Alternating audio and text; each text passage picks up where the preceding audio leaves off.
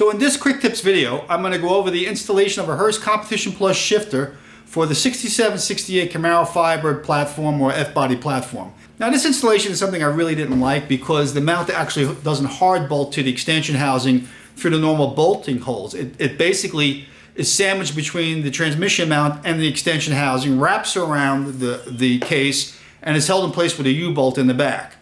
And it's okay, but it becomes very difficult to adjust that shifter while it's in the car. So what the quick tips video is about is to show you some of the workarounds to make this installation a little bit more easier to do and less aggravating.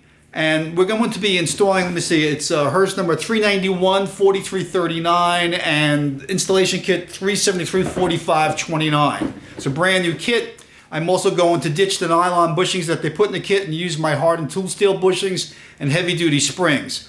By the way, all this stuff is available on my website for purchase. I do sell Hurst shifters, the Competition Plus line, as well as my hardened tool steel bushings. Links will be below. If you like my stuff, so you can support me by buying some of these products. I'll match JEG's prices and Summit Racing's prices, as well as give you the free shipping like they do. No big deal. So let's get to this video. But one other thing. In this video, I just kind of show you how the procedure of it going together. So I don't do things like adjusting the stops of the shifter. That's more in my detailed Hurst installation video that's also on my channel. It's about 45 minutes long. This again is just kind of showing you the basic procedure on this one and how to get the system set up. But for the stop adjustment and some of the other little tricks that I do, watch the long video, and if you want, watch the bushing video as well. Links will be in the description. On the 67 and 68 Hurst F-Body installation kit, what's really important is that this is a kind of a bracket that goes over the whole extension housing. These two holes here bolt to the transmission mount. Then you have a U-bolt which is going to go to the back side of the extension like this, hold it in place. I really don't like this mount because it's very difficult to do these installations while they're in the car. So what I recommend that you do is you're going to bolt this to the bracket. Start with the bolt somewhere in the middle like this, okay? And then if it's in the car, put it up against the car. Put the assembly in the neutral position. If you want, you can put the key in place like this so you know it's in neutral. And what you want to do is lay this up against the extension housing, even if you got to put it in with a couple of bolts, just to see where this ends up. This should be kind of in the middle of your floor. And if it isn't, you can adjust it. Do all this work beforehand so that you're not messing with the rods and moving things around. So my suggestion again is bolt this thing, mock it up to the extension housing if your transmission is in the car. Align this to the center of the hole.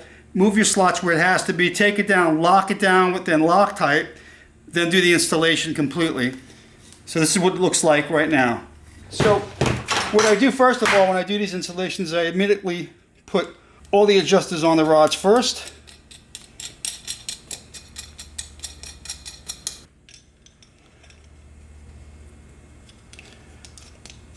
Oftentimes these rod threads could be banged up in shipping. They're not really good Hurst with that way in terms of taking care of their product. Like this one's a little bit tight, but sometimes the tighter the better. You know what I mean? In regards to the shift levers, some of the new documentation no longer shows you what part numbers go to what arms. But on this particular setup, the arm ending in 5286 goes to the 1-2 position, and the arm number 5287 goes in the 3-4 position. On any Hurst shifter, they're always kind of pointing towards the back a little bit. They're kind of at an angle. And if you see here, this is going to be pointing downward for the 1-2. This is going to be pointing upwards for the 3-4 like this. So when they're in position, they're going to be like that. Again, the 5286 is going to go on the 1-2. 5287 is going to go on a 3-4. So what I'm going to do is, this is a heavy duty extension housing we sell, and I'm going to just put some anaerobic gel on these plugs because these holes are not blind and they actually go right into the case and oil can leak out of them. Now with regular extension housings you don't have to do this because the holes are blind.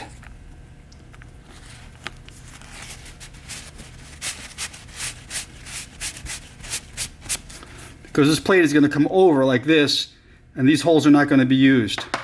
So you have to have the adjuster set up somewhat in the middle of the rod. I've been using this EP grease.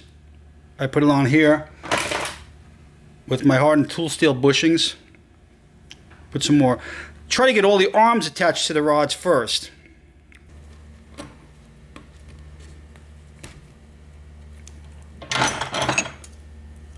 So got one down.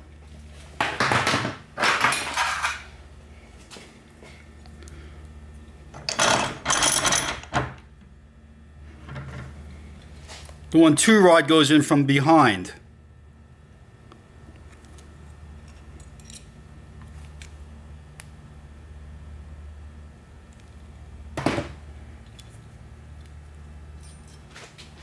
Do with all this stuff right now as much as you can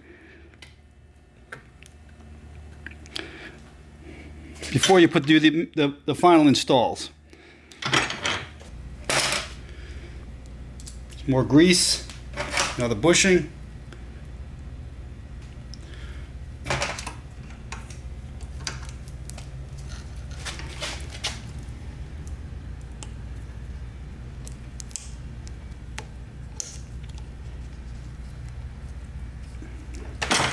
These are pretty heavy duty spring clips.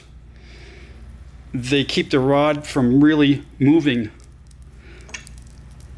and rocking, especially with the extra flange on these tool steel bushings. So that's what our reverse setup's like. I put these 2 bolts on the bracket to hold it in place because this transmission is going to be shipped out with the shifter in place. Normally your transmission mount will sandwich the plate against the transmission, so the mount will go on top of this plate and then the transmission, but this is how it's going to be right now. The U-bolt goes into the back over here. The new heavy-duty extensions are now machined to accept the U-bolt. Years ago they weren't. You could put thread locker on these nuts. I would recommend it. I use the anaerobic gel again on the nuts. They don't take a lock washer. These are what they call these castellated nuts. So 7/16 head on these. One thing I do not like about these brackets is that if you really tighten them on factory cases, it's possible to crush the bushing internally. These can be torqued down to 12 foot-pounds.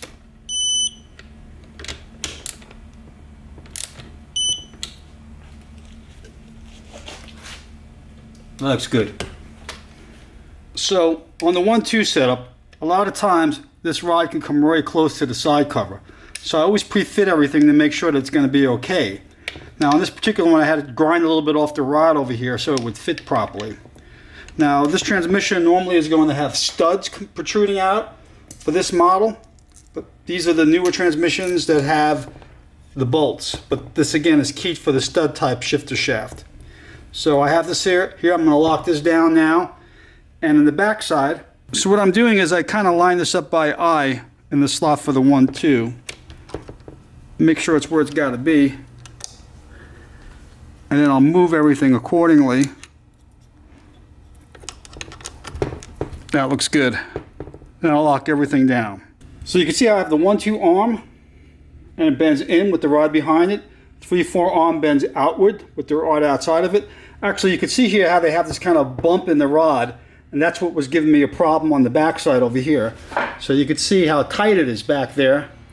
That's why I had to grind it, okay? Now, what we're gonna do is follow this across over here. We're gonna do our final install with the bushing and the clip and put it all together like this. So what you do is you can eye it up as far as how it's gonna be in the center. Put the bushing in it first. Set it up and see how it's gonna be. See that you're lined up here. Oh, I might need a little bit more towards the back. That looks good. What I'm going to do is I'm going to shift this into the 3rd gear position. And I want you to notice over here how close this can get to the extension housing. See that? So you really don't have that much of adjustment. Now on the heavy duty extensions there's a rib back here. Sometimes you might have to grind a little bit off the rib to get your clearance where you need it. But this makes it, this is against the stop right now, and there's still clearance over here. All these F-body shifters, by the way, bend over towards the center line of the transmission.